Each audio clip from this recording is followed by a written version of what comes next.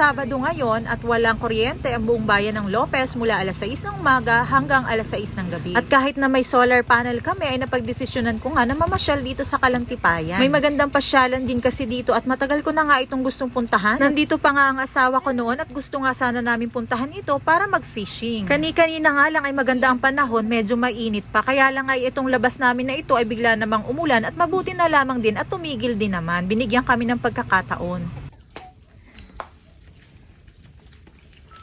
Wow, napakatahimik ng lugar na to. Ako lang magiging maingay dito. Malaki. Hulihin mo daw ako. Choke. Ang ganda. So peaceful. Yan oh, ganda oh. Ganda mag-fishing. Uwi ka na, mag-fishing tayo. Tingnan natin may isda. Chuchu! Chuchu! Chuchu! Ay, ang bait naman. Papi! Papi! Papi! Ulit. Bebe! Bebe pala eh. Dito naman matatanaw ka dito.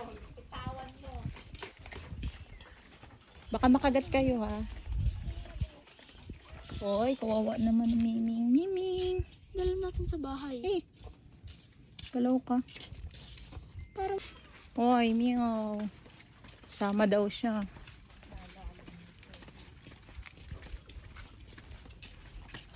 Oh, ganda.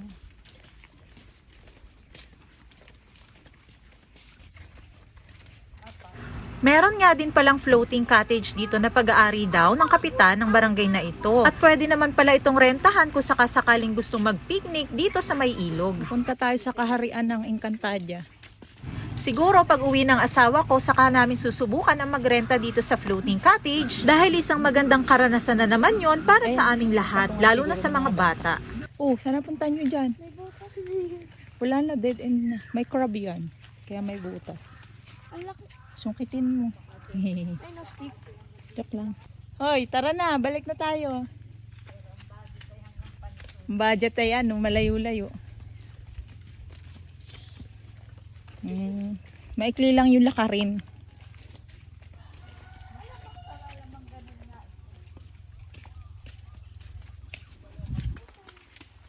Kaya nga.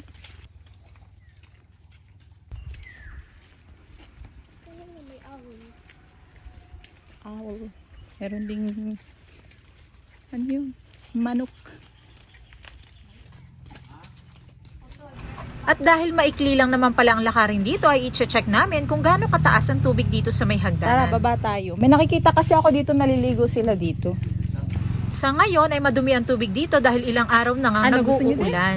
May nakikita naman akong ibang post sa Facebook na nagpupunta sila rito ng maaga at maganda yung tubig. At dito nga lang din sa may hagdanan naglalango yung Kaya mga mo? bata.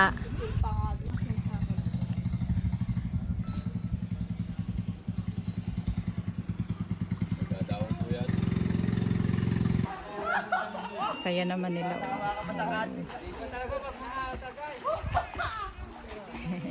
Kaway po. At natanungan namin itong mga nakasakay sa bangka pagkababa nila kung saan sila nanggaling. At sabi nga nila ay nagpiknik sila sa Puting Buhangin. Mas malapit pala kung dito dadaan sa Kalantipayan. Mapapatulala ka na lang talaga dahil sa sobrang payapa ng lugar na ito. O tingnan nyo naman.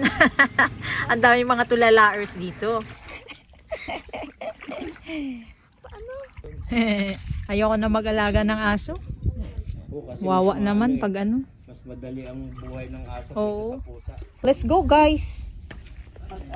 Babalik na lang tayo dito pag maganda yung panahon. Salamat nga pala kay Kuya Tom Talavera na taga rito lang sa Kalantipayan dahil para siyang naging tour guide namin. Ikinikwento niya sa amin yung tungkol dito sa lugar na ito, yung pwede naming puntahan, pwede naming pagpiknikan, at sa susunod na pagbalik namin dito at kailanganin namin ng bangka ay siyang kokontakin namin. At anong oras na nga, inabot na rin kami ng gutom kung kaya't napagdesisyon na naman namin na pumunta sa Jollibee. Masulit-sulit na nga yung bonding dahil Sabado naman ngayon, kailangan na i-solve ang weekend. Madadaanan nga pala natin ang Matadero, diyan kami nakatira dati nung mga bata pa kami, mismo sa looban niyan. At eto na ang walang kamatayang Jollibee, na talaga namang bida ang saya.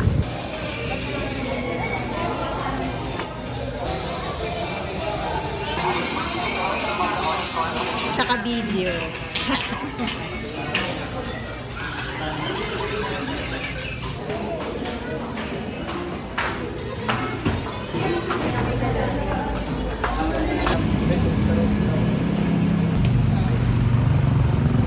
At matapos nga namin kumain dito sa Jollibee, ay gusto pa nga sanang pumunta ni Yuna sa Periahan. Ay mahirap naman pumunta ngayon dahil pabago-bago ang panahon.